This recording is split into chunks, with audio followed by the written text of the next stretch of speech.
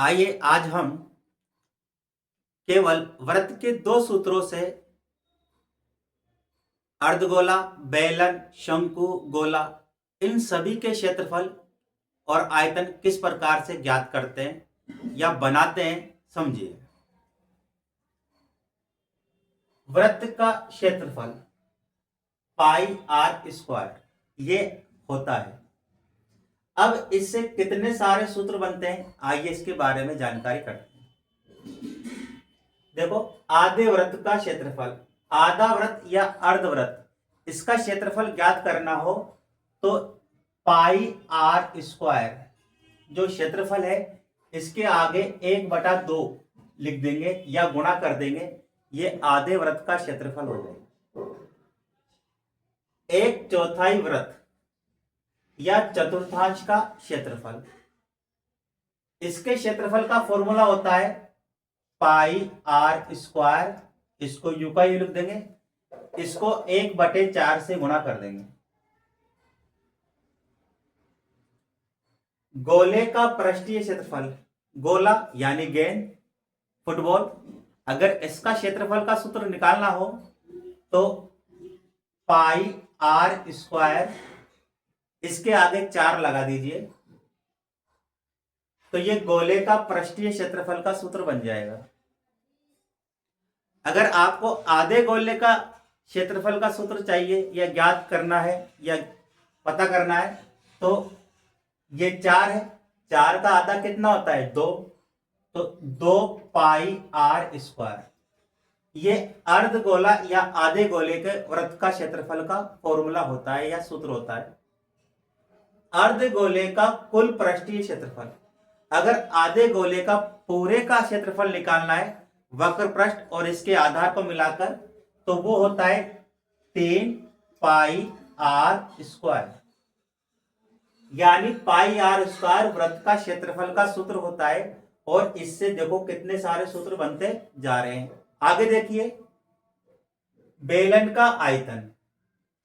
अब बेलन का आयतन ज्ञात करना हो तो पाई आर स्क्वायर, ये तो होता ही है, इसके पीछे इसको h से गुणा कर देंगे, h यानी ऊंचाई। तो अगर पाई आर स्क्वायर को h से गुणा करते हैं हाइट से, तो बेलन का आयतन का फॉर्मूला या सूत्र बन जाता है। इसी सूत्र को अगर पाई आर स्क्वायर h को 1/3 से गुणा कर देते हैं या आगे 1/3 लिख देते हैं तो ये शंकु का आयतन का फॉर्मूला या सूत्र बन जाता है। उसके बाद बेलन का आधार, बेलन का आधार मतलब बेलन का नीचे वाला हिस्सा, शंकु का आधार यानी शंकु के नीचे वाला हिस्सा जिसपे शंकु रखा हुआ आता है या शंकु को टिका के रखते हैं। अर्धगोले का आधार, इन तीनों का क्षेत्रफल का सूत्र और वृत्त के क्षेत्रफल का सूत्र एक ही होता है, वो होता है पाई आर स्क्वायर। यानी अगर आपको वृत्त का क्षेत्रफल ज्ञात करना है तब भी आपको यही सूत्र लगाना है, आपको अर्धगोले के आधार का क्षेत्रफल ज्ञात करना है तब भी यही सूत्र लगेगा, शंकु के आधार का सूत्र लगेगा वो भी यही लगेगा, और बेलन के आधार का यानी तीनों के आधार का अगर आप क्षेत्रफल ज्ञात करते हैं तो उसका एक ही सूत्र होता है पाई आर स्क्वायर। अब आते हैं अपन यहां से वृत्त की परिधि। वृत्त की परिधि का सूत्र होता है 2 पाई आर। अब इससे बनाते हैं अपन। अगर आपको अर्धवृत्त की परिधि यानी आधे वृत्त की परिधि का सूत्र ज्ञात करना हो तो क्या होगा, पाई आर, यानी 2 का आधा कितना होता है 1, इसका आगे 1 नहीं लगा हुआ तो 1 मान लेते हैं अपन, तो पाई आर ये अर्धवृत्त की परिधि का सूत्र है।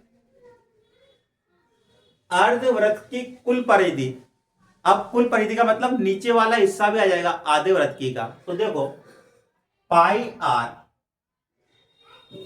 प्लस 2r, यानी 2r का मतलब होता है व्यास, यानी आपका ये आधा वृत्त है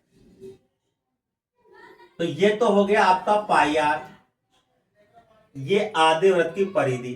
अब कुल निकालने के लिए ये होता है व्यास और ये होती है त्रिज्या आदि। तो ये भी त्रिज्या और ये भी त्रिज्या, तो मिलकर कितनी त्रिज्या हो जाएगी? 2 त्रिज्या यानी व्यास।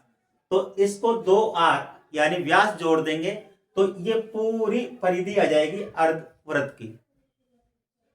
बेलन के वक्र पृष्ठ का क्षेत्रफल 2 पाई r h। इसके पीछे अपन h लगा देंगे 2 पाई r h, तो ये बेलन के क्षेत्रफल का सूत्र बन जाएगा। शंकु के वक्र पृष्ठ का क्षेत्रफल अब पाई r है। इस पाई r में अगर आप l लिख देते हैं पीछे तो ये शंकु के वक्र पृष्ठ का क्षेत्रफल का सूत्र हो जाएगा, ये बन जाएगा।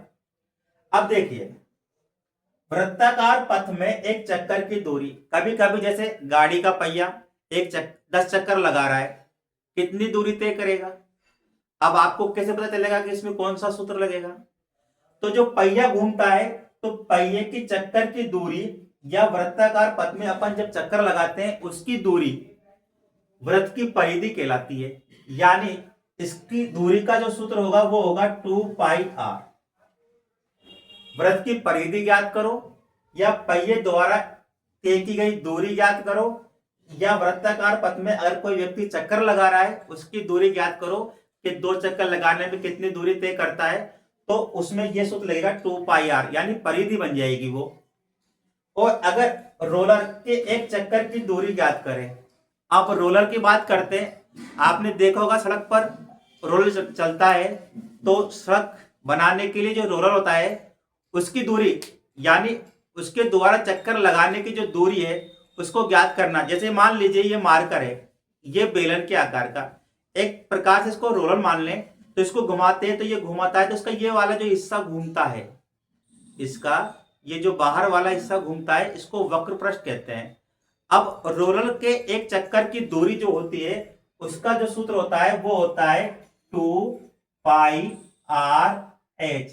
यानी एक चक्कर की दूरी ज्ञात करो या बेलन के वक्र पृष्ठ का क्षेत्रफल ज्ञात करो, एक ही बात है।